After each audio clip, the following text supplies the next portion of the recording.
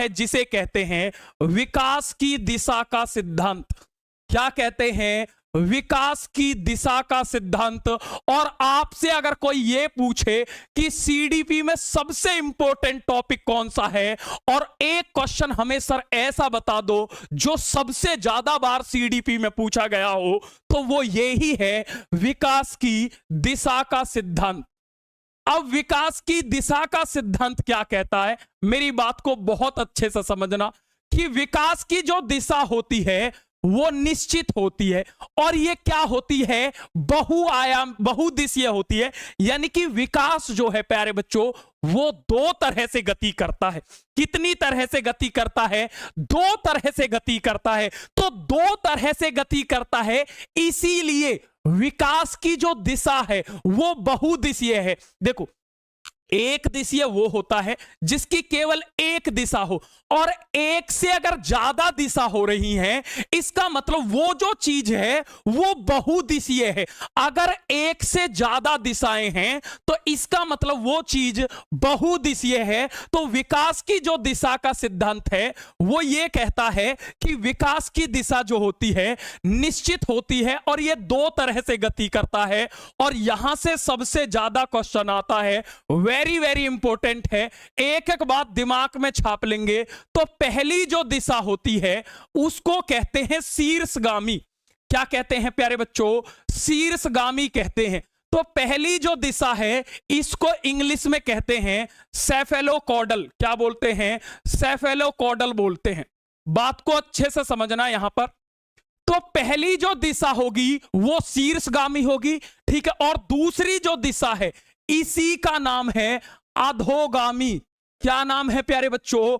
अधोगामी है। और इसी का दूसरा नाम भी है। जैसे एक व्यक्ति होता है उसके दो नाम होते हैं, ऐसे ही इस दिशा के भी दो नाम हैं। जैसे हमारे रजत सर हैं, मैंने आपको बताया, उन्हें रजत सर कहते हैं, घर पर गोल्डी कहते हैं। तो व्यक्ति तो एक ही है।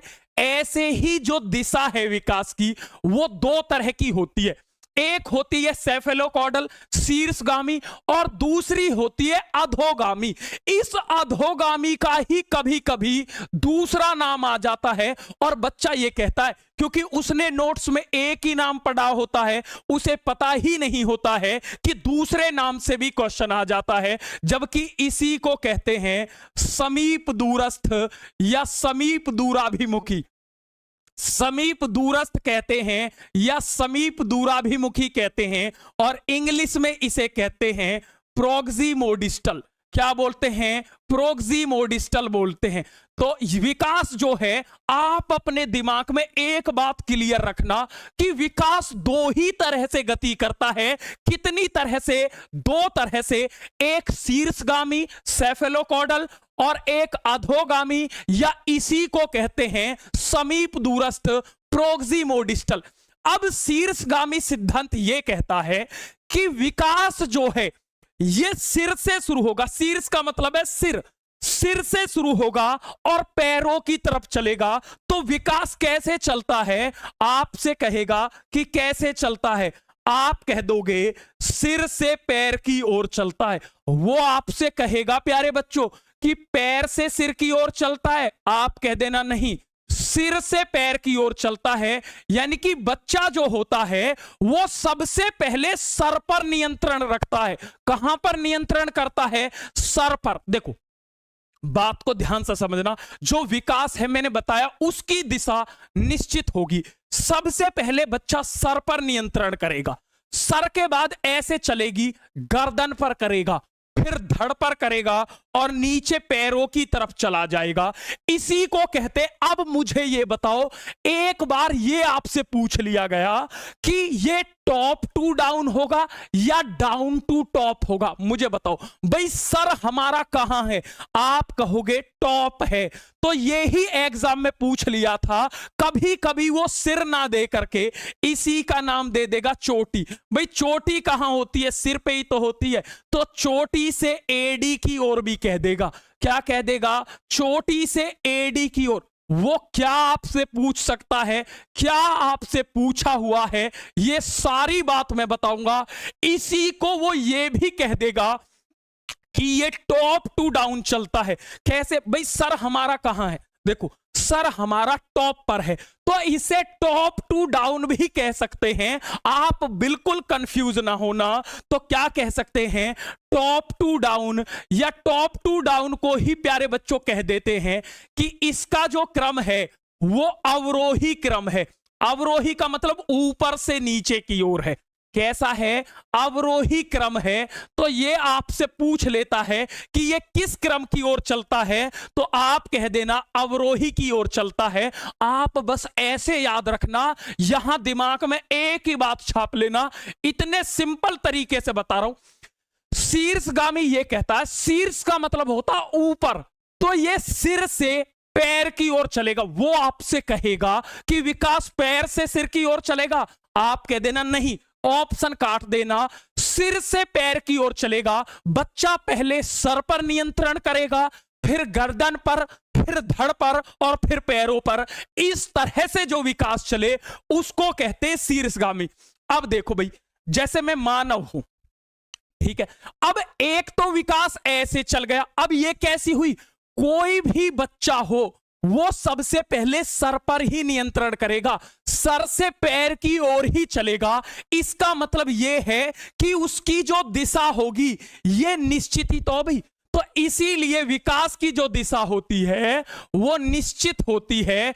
इसीलिए विकास की दिशा कैसी होती है, निश्चित होती है। और ये है वेरी वेरी इंपॉर्टेंट। अब दूसरा जो गति करता है जिसे अधोगामी कहते हैं, ये सिद्धांत ये कहता है कि विकास जो है ये केंद्र से बाहर की ओर चलता है।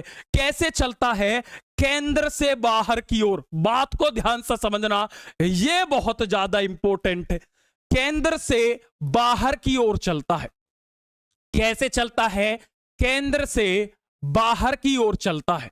कैसे चलता है, केंद्र से बाहर की ओर। देखो, एक तो विकास ने ऐसे गति कर दी, सर पर नियंत्रण किया, गर्दन पर और पैरों पर। अब बच गए हमारे हाथ। अब इन पर कैसे होगा फिर, कंट्रोल। गति का मतलब है कंट्रोल करना। क्या करना, कंट्रोल करना। अब दूसरा जो विकास है वो ऐसे चलेगा। बात को ध्यान से समझना, बिल्कुल अपने दिमाग को शांत छोड़ दो, एक एक बात दिमाग में मैं चिपका दूंगा। अब दूसरा विकास इस तरह से चल रहा, देखो मेरे हाथ को देखो, इस तरह से।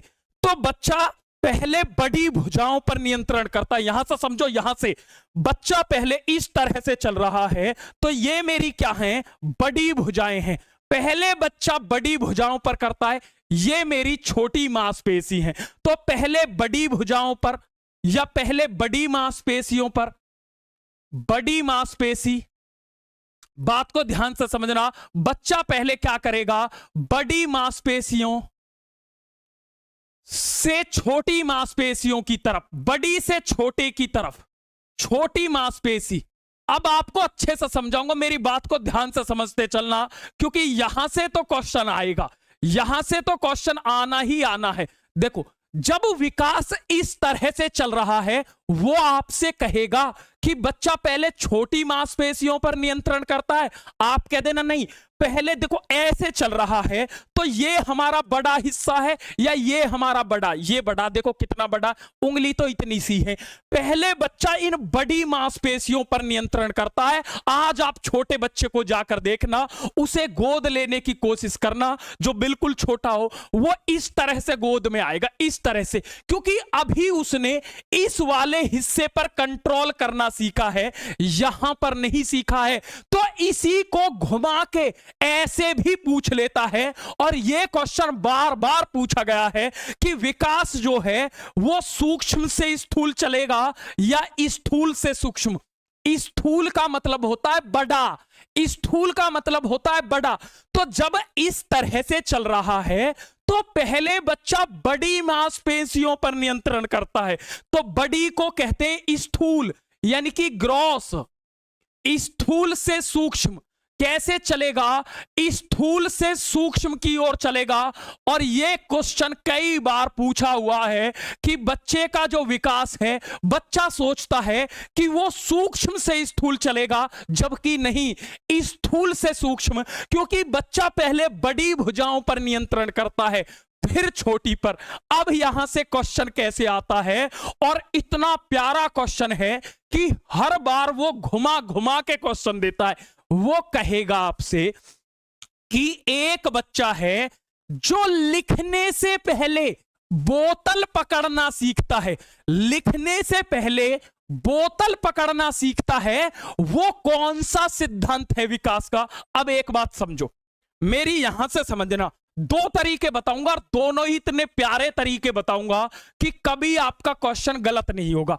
एक तो आपका तरीका यह है कि विकास केवल दो ही तरह से गति करता है। अपने दिमाग में यह बात छाप लें कि विकास दो ही तरह से गति करेगा, एक तो सिर से पैर की तरफ करेगा, एक केंद्र से बाहर की तरफ करेगा। एक यूं गति चल रही है, यूं आ रहा है विकास, तो क्या मैं बोतल पकड़ पाऊंगा? ऐसे विकास चले तो क्या मैं बोतल पकड़ पाऊंगा? नहीं। दूसरा विकास इस तरह से चलता, बोतल हाथ से पकड़ी जाती है, इसका मतलब ये समीप, दूरस्थ या अधोगामी है। अब दूसरा टाइप समझना, एक बच्चा क्या करता है, वो लिखने से पहले बोतल पकड़ना सीखता है। ये बोतल है, यहां से समझना। अब विकास इस तरह से चलता है, तो पहले बोतल जो पकड़ी जाती है वो इस हिस्से से पकड़ी जाती है। जैसे ये बोतल है, इसको बच्चा जो पकड़ेगा इस वाले हिस्से से पकड़ेगा, ये जो हिस्सा है यहां से। जबकि लिखता जो है वो अंगुलियों से है, तो बच्चे का जो विकास है वो इस तरह से चल रहा है, यानी कि केंद्र से बाहर की तरफ चल रहा है, और जो केंद्र से बाहर की तरफ चले वही तो अधोगामी है। तो इसको ये भी कह देगा कि एक बच्चा मोती में धागा पिराने से पहले, ये क्वेश्चन इस बार लेटेस्ट पूछा गया था, जो अभी सीटेट दिसंबर 2024 हुआ था, उसमें यह क्वेश्चन पूछा गया कि एक बच्चा मोती में धागा पिराने से पहले, अरे मोती में धागा कहां से पिराया जाता है? अंगुलियों से। जैसे आप टीचर बन जाओगे तो बहुत सारे स्टूडेंट ऐसे होंगे जो क्या करेंगे, सर्दियों में कुर्सी बिछा के सूटर बुनेंगे। सूटर बुनने के लिए जॉब नहीं है, बच्चे को पढ़ाना है। तो स्वेटर जो बुनते हैं, मोती में जो धागा पिराते हैं, इन अंगुलियों से पिराते, ऐसा सुई से। उससे पहले वो क्या कर रहा है, बॉल पकड़ रहा है। बॉल पकड़ी जाती है इस हिस्से से, तो पहले ये वाला हिस्से का काम, फिर ये वाला। तो ये क्या हो रहा है, बाहर की तरफ चल रहा है। तो ये कौन सा होगा? ये भी अधोगामी सिद्धांत होगा। अपने दिमाग में ये बात क्लियर रखना, विकास दो ही तरह से गति करेगा, सिर से पैर की ओर और अंदर से बाहर की ओर। तो हुई ना विकास की दिशा निश्चित? बिल्कुल हुई। तो एक तो सिर से पैर की तरफ, एक केंद्र से बाहर की तरफ, तो वो कहेगा। तो इसे ग्रॉस टू फाइन कहते हैं।